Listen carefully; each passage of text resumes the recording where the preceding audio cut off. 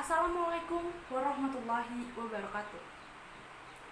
Perkenalkan, nama saya Bibi Cantika, absen 3 dari kelas 12 MIPA 6. Untuk ujian praktik kimia kali ini, saya akan ngejelasin nih tentang larutan elektrolisis. Nah, hal apa aja sih alat dan bahan apa aja yang kita butuhkan? Yang pertama, itu adalah baterai sebesar 9 volt, lalu pensil yang sudah diruncingkan, juga kardus tipis seperti ini yang sudah diberi lubang. Nah, selanjutnya kita juga butuh garam, kita butuh cuka, kita butuh air dan gelas. Nah, untuk ini kita bakal pakai buat garam dapur. Nah, kalau ini buat larutan cukanya. Nah, lanjut ke langkah kerjanya.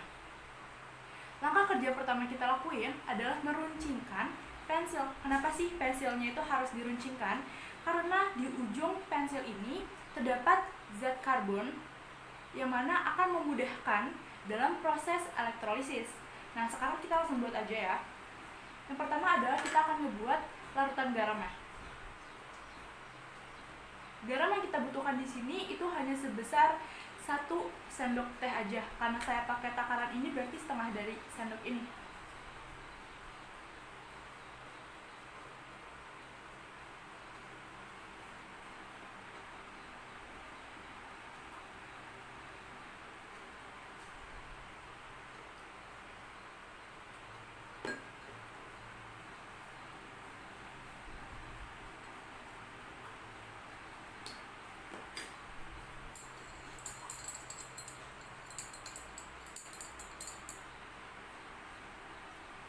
Nah, selanjutnya, kardus tipis yang tadi kita udah siapin, itu kan diberi lubang, terus dimasukin sama pensil. Nah, nanti jadinya kayak gini.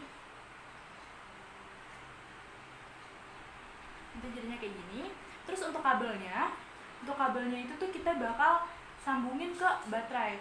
Nah, kalau misalkan pensil yang disambungin kabel ke baterai kutub negatif, itu kita beri nama dengan katoda. Sedangkan kalau misalkan kutub positif, itu namanya adalah anoda. Nah, kalau udah seperti ini, kita bisa celupin aja langsung kayak gini, teman-teman. Tada!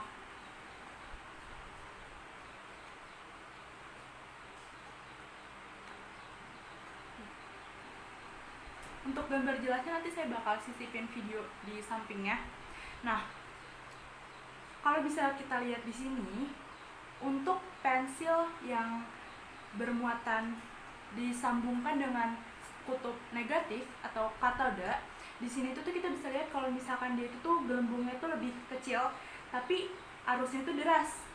Nah, kita bisa lihat di sini gelembungnya banyak banget, walaupun kecil tapi deras gitu loh, Bu. Sedangkan kalau misalkan yang anoda atau kita hubungin ke kutub positif, dia itu tuh gelembungnya lebih sedikit, walaupun besar tapi dia lebih sedikit. Nah, nanti akan seperti ini.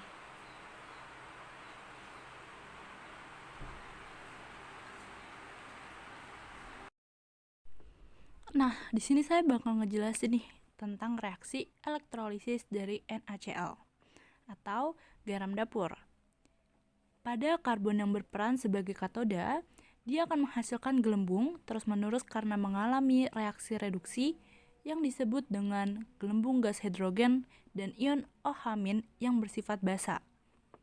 Sedangkan pada karbon yang berperan sebagai anoda menghasilkan gelembung lebih sedikit karena mengalami reaksi oksidasi yang disebut gelembung gas klor yang bersifat asam.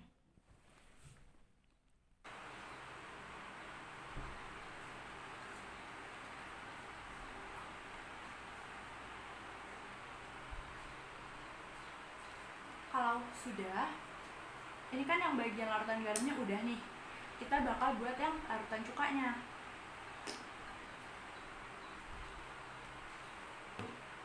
Karena kita memakai pensil yang sama, berarti pensil ini harus dibersihin dulu. Kenapa? Biar nggak tercampur. Kita bisa pakai tisu aja. Tisunya di sini tuh udah saya kasih air dikit, jadi insya Allah aman. Nah, oke, kita bakal membuat larutan cukanya dengan takaran yang sama. Dimasukin ke gelas yang ini.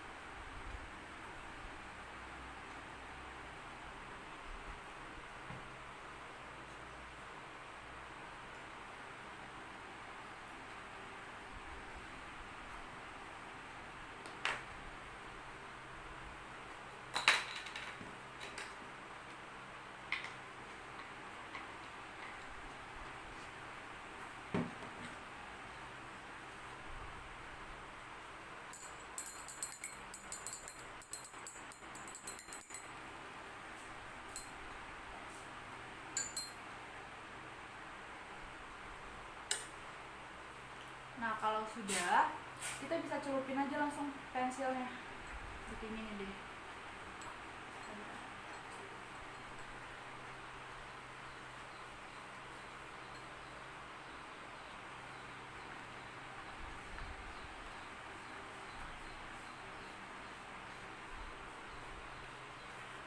Untuk videonya lebih jelasnya nanti saya bakal sisipin video di sampingnya.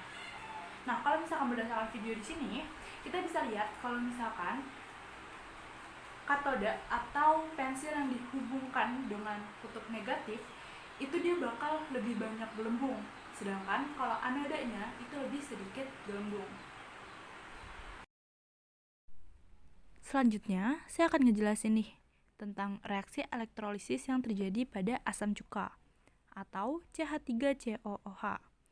Sama seperti NaCl, yang mana pada karbon yang berperan sebagai katoda mengalami reaksi reduksi dan pada karbon yang berperan sebagai anoda mengalami oksidasi. Jadi sekian video pembahasan dari saya. Mohon maaf apabila terdapat kesalahan atau kekurangan dalam penyampaian. Wassalamualaikum warahmatullahi wabarakatuh.